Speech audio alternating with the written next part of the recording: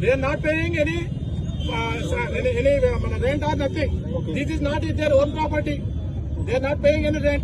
Simply they are coming and doing business. Then who is the responsible for the road? That's why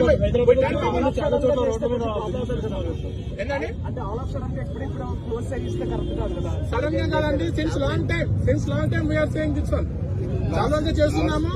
that మేము కోర్టులో ఉంది కాబట్టి మా duty మేము చేస్తున్నాం. ఎక్కడైతే రోడ్ అప్డేట్ చేస్తుందో మేము అక్కడ ఫైన్ వేస్తున్నాం. చూడండి ఎంత పార్కింగ్, ఇదంతా రోడ్ వే. ఒక 100 మంది వస్తే థౌసండ్స్ ఆఫ్ మెంబర్స్ సఫర్ అవుతున్నారు ట్రాఫిక్ కి.